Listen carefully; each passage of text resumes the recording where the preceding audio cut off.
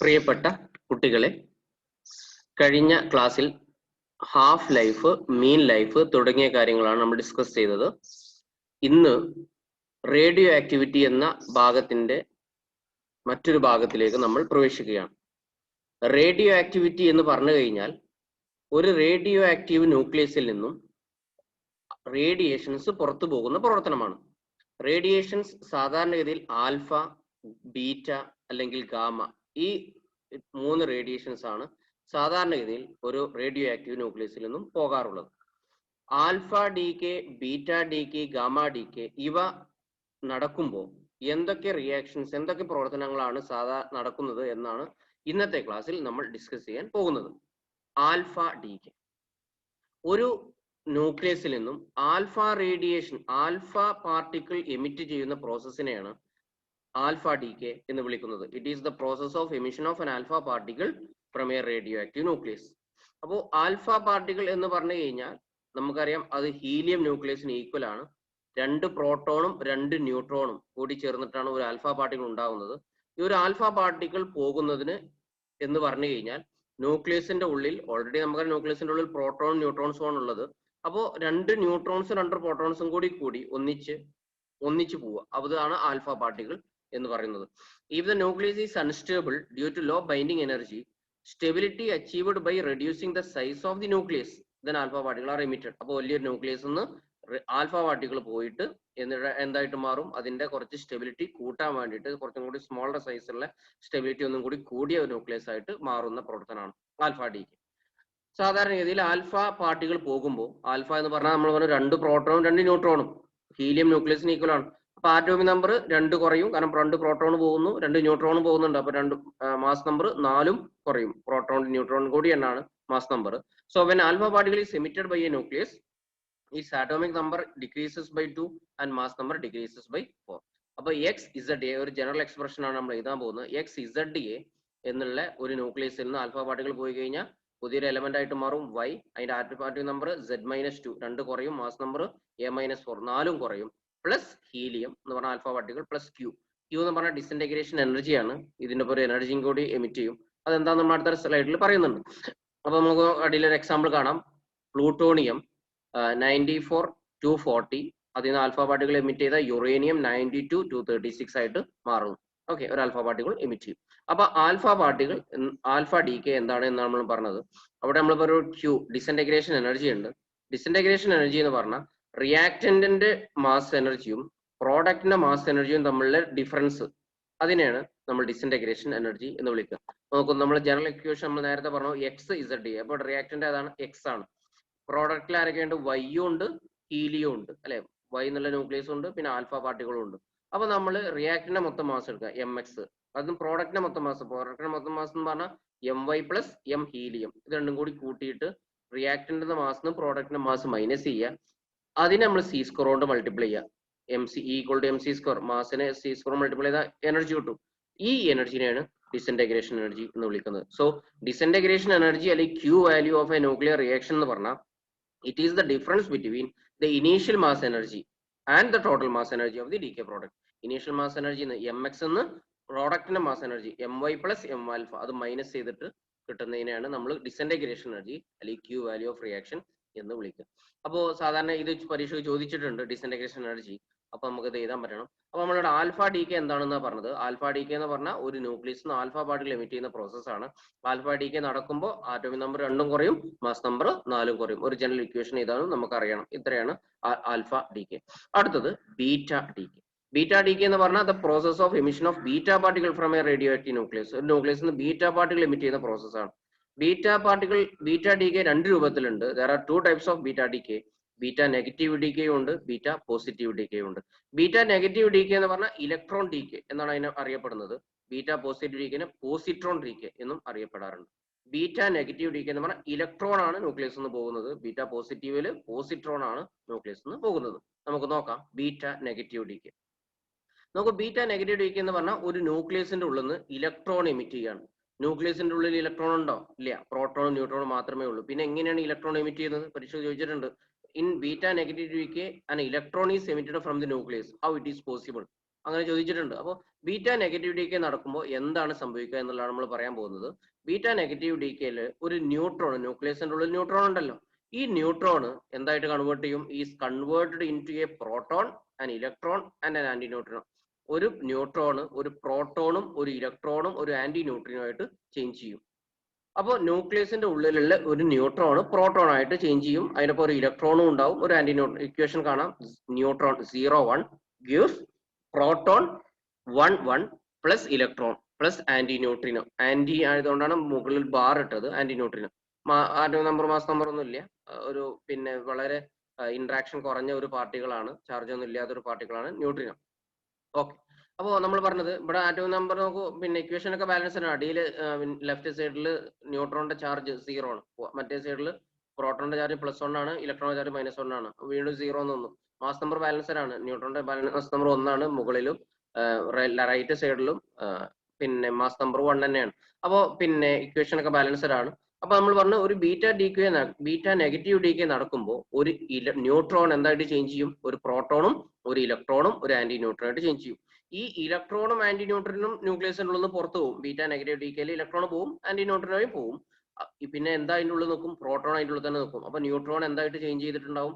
In ഇഫക്റ്റിൽ proton ആയിട്ട് change ചെയ്തിട്ടുണ്ടാവും. ആ പ്രോട്ടോണിന്റെ എണ്ണം ഒന്ന് കൂടും, ന്യൂട്രോണിന്റെ എണ്ണം ഒന്ന് കുറയും ചെയ്യും.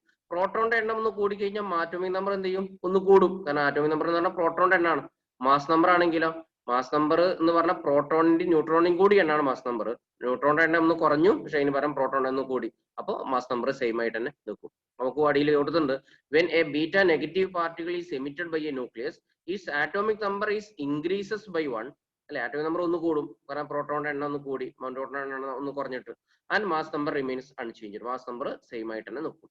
നമ്മൾ ജനറൽ ഇക്വേഷൻ നോക്കാം, X Z A gives Y Z +1. Atomic number ഒന്ന് കൂടി, പിന്നെ വൈ മാസ് നമ്പർ സെയിം ആയിട്ട് നിന്നു, A plus electron plus anti neutrino. അടിയിൽ വേറെ എക്സാമ്പിൾ കൊടുത്തിട്ടുണ്ട്, phosphorus 1532 gives sulphur 1632 plus electron plus anti neutrino. അപ്പോൾ ആറ്റോമിക് നമ്പർ ഒന്ന് കൂടും, അപ്പൊ ചേഞ്ച് ചെയ്യും, പുതിയ എലമെന്റ് ആയിട്ട് മാറും, ആറ്റോമിക് നമ്പർ ഒന്ന് കൂടും. കാർബൺ 14 നൈട്രജൻ 14 ആയിട്ട് മാറുമ്പോൾ ആണ് കാർബൺ 6 ആണ്, നൈട്രജൻ 7 ആയിട്ട് മാറി. അപ്പോൾ ഇതൊക്കെ നമുക്ക് പറയാൻ പറ്റും. അപ്പോൾ ഒരു പിന്നെ ബീറ്റ നെഗറ്റീവ് ഡീകെ എന്ന് പറഞ്ഞു കഴിഞ്ഞാൽ നമുക്ക് പറയാൻ പറ്റുക, ഒരു ന്യൂക്ലിയസ് നിന്ന് ഇലക്ട്രോൺ എമിറ്റ് ചെയ്യാണ്. അവിടെ ഇലക്ട്രോൺ എമിറ്റ് ചെയ്യാൻ വേണ്ടിയിട്ട് എന്തുണ്ടാവും? ന്യൂട്രോണ് പ്രോട്ടോണും ഇലക്ട്രോണും ആയിട്ട് ചേഞ്ച് ചെയ്യും. ഇനി അടുത്തത് ബീറ്റ പോസിറ്റീവ് ഡീകെയാണ്. നോക്കൂ, ഇത് പറയുമ്പോൾ ഒരു കാര്യം നിങ്ങൾ എല്ലാവരും ശ്രദ്ധയിൽപ്പെടുത്തുകയാണ്, unless stated otherwise beta decay means beta negative decay ആണ് കേട്ടോ, അത് നിങ്ങൾ ശ്രദ്ധിക്കണം. അപ്പൊ പരീക്ഷയ്ക്ക് ക്വസ്റ്റ്യൻ പേപ്പറിൽ ബീറ്റ ഡീകെ നടന്നു എന്നൊക്കെ പറഞ്ഞാൽ നിങ്ങൾ ഉദ്ദേശിച്ച് ബീറ്റ നെഗറ്റീവ് ഡീകെ ആണ്. പ്രത്യേകിച്ച് പറയാൻ ഞാൻ ബീറ്റ പോസിറ്റീവ് ആണെങ്കിൽ ബീറ്റ പോസിറ്റീവ് തന്നെ പറയും.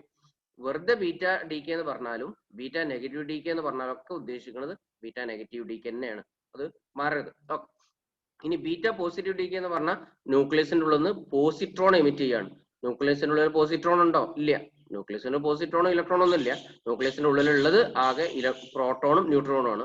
പിന്നെ എങ്ങനെയാണ് പോസിട്രോൺ എമിറ്റ് ചെയ്യുക? അപ്പോൾ ബീറ്റ പോസിറ്റീവ് എമിഷൻ നടക്കണമെങ്കിൽ ഒരു പ്രോട്ടോണ് എന്ത് ചെയ്യും? Converted into a neutron, a positron and a neutrino ആയിട്ട് ചേഞ്ച് ചെയ്യും.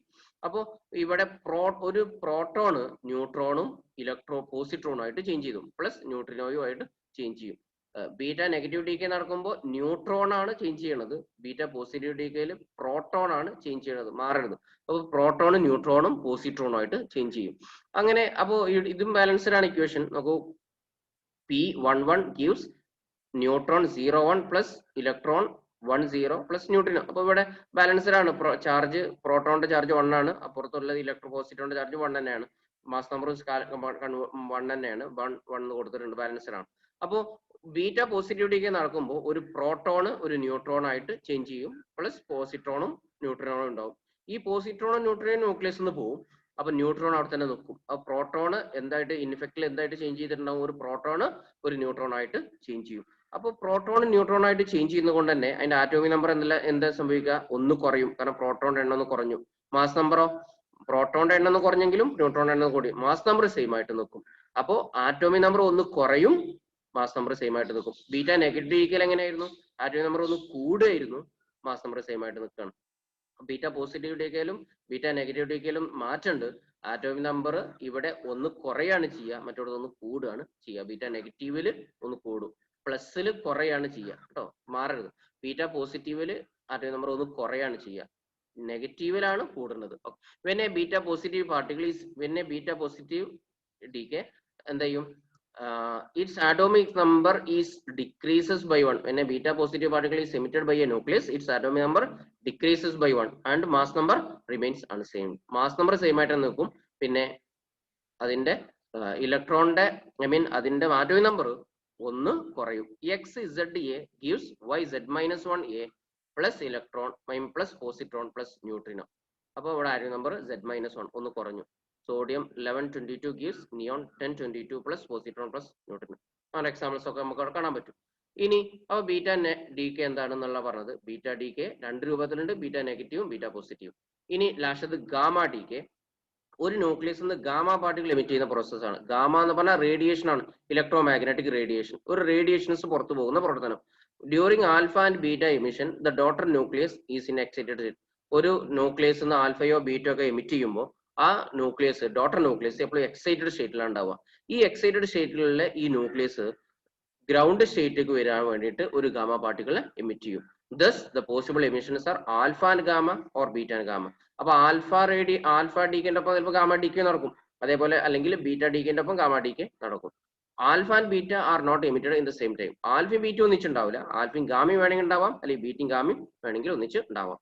അപ്പോൾ when a gamma particle is emitted by a nucleus, its atomic number and mass number remains unchanged. ഒരു change ഉണ്ടാവില്ല, ഒരു റേഡിയേഷൻസ് പോവാണ്, എന്നിട്ട് ഒരു എക്സൈറ്റഡ് സ്റ്റേറ്റിൽ നിന്ന് ലോവർ സ്റ്റേറ്റിലേക്ക് വരികയാണ്, അത്രേ ഉള്ളൂ. അപ്പോൾ ആറ്റോമിക് നമ്പറോ മാസ് നമ്പറോ ഒന്നും ചേഞ്ച് ചെയ്യൂല. ഒരു എക്സൈറ്റഡ് ന്യൂക്ലിയസ് നിന്ന് ഗാമ പാർട്ടിക്കിൾ പോയി കഴിഞ്ഞാൽ ഒരു റിലാക്സ്ഡ് ഒരു ഗ്രൗണ്ട് ന്യൂക്ലിയസിലേക്ക് എത്തും, അത്രേ ഉള്ളൂ. ഇവിടെ ഒരു എക്സാമ്പിൾ കാണാം നമുക്ക്. കോബാൾട്ട് 60, കോബാൾട്ട് 2760, അതിൽ നിന്ന് പിന്നെ ഒരു ബീറ്റ നെഗറ്റീവ് പാർട്ടിക്കിൾ എമിറ്റ് ചെയ്തിട്ട് അവിടെ കാണാൻ പറ്റും. അപ്പൊ കോബാൾട്ട് 60, അതിന് ഒരു ബീറ്റ നെഗറ്റീവ് എമിഷൻ നടന്നു. ബീറ്റ നെഗറ്റീവ് എമിഷൻ നടന്നു കഴിഞ്ഞാൽ നിക്കലായിട്ട് മാറും, നിക്കൽ 2860. അപ്പൊ ഒരു എക്സൈറ്റഡ് സ്റ്റേറ്റിലാണുള്ളത് 60, അതാണ് നിക്കലിന്റെ അവിടെ നമ്മൾ സ്റ്റാർ കൊടുത്തത്. അപ്പൊ അവിടെ നിക്കൽ എന്നുള്ള ഒരു എക്സൈറ്റഡ് സ്റ്റേറ്റിലാണ് നിക്കൽ ഉള്ളത്. ഇതിൽ നിന്ന് ഒരു ഗാമ പാർട്ടിക്കിൾ എമിറ്റ് ചെയ്തിട്ട് ആദ്യം ഒരു ഗ്രൗണ്ട് സ്റ്റേറ്റിലേക്ക് വന്നു, വീണ്ടും ഒരു ഗാമ പാർട്ടിക്കിൾ എമിറ്റ് ചെയ്തിട്ടാണ് നിക്കൽ ഗ്രൗണ്ട് സ്റ്റേറ്റിലേക്ക് വരുന്നത്. അപ്പോൾ ആറ്റോമിക് നമ്പർ 2860 നിക്കലിന് മാറുന്നില്ല, പക്ഷെ ഗാമ പാർട്ടിക്കിൾ രണ്ട് പ്രാവശ്യമായിട്ട് ഇവിടെ ഗാമ പാർട്ടിക്കിൾ എമിറ്റ് ചെയ്തു. അപ്പോൾ നമുക്ക് പിന്നെ ഇവിടെ കാണിച്ചത് പിന്നെ ഒരു ബീറ്റ ആൻഡ് ഗാമ, ആദ്യം ബീറ്റ എമിഷൻ നടന്നിട്ട് തുടർച്ചയായിട്ടുണ്ട് ഗാമ എമിഷനും കൂടി ഇവിടെ നടന്നത് കാണുന്ന ഒരു ചിത്രമാണ് കാണിച്ചത്. അപ്പോൾ നമ്മൾ ഇന്നത്തെ ക്ലാസ്സിൽ ഡിസ്കസ് ചെയ്തത് റേഡിയോ ആക്ടിവിറ്റിയുമായി ബന്ധപ്പെട്ട alpha decay, beta decay, gamma decay. ഞാൻ ഒന്നും കൂടി സമ്മറൈസ് ചെയ്ത് പറയാം. ആൽഫ പാർട്ടിക്കിൾ എമിറ്റ് ചെയ്യുന്ന പ്രോസസ്സാണ് ആൽഫ ഡീകെ. ആ ഒരു ആൽഫ പാർട്ടിക്കിൾ എമിറ്റ് ചെയ്യുമ്പോൾ ആറ്റോമിക് നമ്പർ 2 കുറയുന്നു, മാസ് നമ്പർ 4 കുറയുന്നു. ബീറ്റ ഡീകെ എന്ന് പറഞ്ഞാൽ ബീറ്റ പാർട്ടിക്കിൾ എമിറ്റ് ചെയ്യുന്ന പ്രോസസ്സാണ്. ബീറ്റ പാർട്ടിക്കിൾ രണ്ട് രൂപത്തിലുണ്ട്, ബീറ്റ നെഗറ്റീവ് ഉണ്ട്, ബീറ്റ പോസിറ്റീവ് ഉണ്ട്. ബീറ്റ നെഗറ്റീവ് എന്ന് പറഞ്ഞാൽ ഇലക്ട്രോൺ ആണ് ഡീകേ ആവുന്നത്. അങ്ങനെ ഇലക്ട്രോൺ ഡീകേ ആവണമെങ്കിൽ ഒരു ന്യൂട്രോണ് ഒരു പ്രോട്ടോണും ഒരു ഇലക്ട്രോണും ആയിട്ട് ചേഞ്ച് ചെയ്യണം, ഒരു ആന്റി ന്യൂട്രോൺ ആയിട്ട് ചേഞ്ച് ചെയ്യും ന്യൂക്ലിയസിനുള്ളിൽ. അങ്ങനെ ഈ ഇലക്ട്രോൺ പുറത്തു പോകുന്ന പ്രോസസ്സാണ് ബീറ്റ നെഗറ്റീവ് ഡീകെ. അപ്പൊ അതിന്റെ ആറ്റോമിക് നമ്പർ ഒന്ന് കൂടും, മാസ് നമ്പർ സെയിം ആയിട്ട് തന്നെ നിൽക്കും. ബീറ്റ പോസിറ്റീവ് ഡീകെ എന്ന് പറഞ്ഞു കഴിഞ്ഞാൽ പോസിട്രോൺ ആണ് പോവേണ്ടത്. പോസിട്രോൺ പോകണമെങ്കിൽ പ്രോട്ടോൺ ചേഞ്ച് ചെയ്യണം, ന്യൂട്രോണും പോസിട്രോണും ന്യൂട്രിനോ ആയിട്ട്. ഈ പോസിട്രോൺ ആണ് പുറത്തു പോവുക. അപ്പോൾ അതിന്റെ ആറ്റോമിക് നമ്പർ ഒന്ന് കുറയും, മാസ് നമ്പർ സെയിം ആയിട്ട് തന്നെ നിൽക്കും. പിന്നെ ഗാമ ഡീകെ എന്ന് പറഞ്ഞാൽ ഗാമ ഒരു radio excited nucleus alpha beta ഒക്കെ എമിഷൻ നടന്നു കഴിഞ്ഞാൽ സാധാരണ ഡോട്ടർ ന്യൂക്ലിയസ് എക്സൈറ്റഡ് സ്റ്റേറ്റിലാണ് ഉണ്ടാവുക. ഈ എക്സൈറ്റഡ് സ്റ്റേറ്റിൽ നിന്ന് ന്യൂക്ലിയസ് ലോവർ സ്റ്റേറ്റിലേക്ക് ഗ്രൗണ്ട് സ്റ്റേറ്റിലേക്ക് വരാൻ വേണ്ടിയിട്ട് എമിറ്റ് ചെയ്യുന്നതാണ് ഗാമ ഡീകെ. അപ്പൊ ഗാമ ഡീകെ നടക്കുമ്പോൾ ആറ്റോമിക് നമ്പറിലോ മാസ് നമ്പറോ സെയിം, ഒരു ചേഞ്ചസും ഉണ്ടാവില്ല. ഒരു എക്സൈറ്റഡ് സ്റ്റേറ്റിൽ ന്യൂക്ലിയസ് ഒരു ലോവർ സ്റ്റേറ്റിലേക്ക് വരിക, അത്രേ ഉള്ളൂ. അതുകൊണ്ട് തന്നെ ഗാമ ഡീകെ എന്നുള്ളത് എപ്പോഴും ഒരു ആൽഫന്റെ ഒപ്പോ അല്ലെങ്കിൽ ബീറ്റന്റെ ഒപ്പോ ഉണ്ടാവും. ആൽഫ ഗാമ അങ്ങനെ ഉണ്ടാവും, അല്ലെങ്കിൽ ബീറ്റ ഗാമ അങ്ങനെ വേണമെങ്കിൽ ഉണ്ടാവാം. ഇത്രയും കാര്യങ്ങളാണ് നമ്മൾ ഇന്നത്തെ ക്ലാസ്സിൽ ഡിസ്കസ് ചെയ്തത്. നന്നായിട്ട് പഠിക്കുക. എന്തെങ്കിലും സംശയങ്ങൾ ഉണ്ടെങ്കിലൊക്കെ ചോദിക്കാം. Okay, thank you.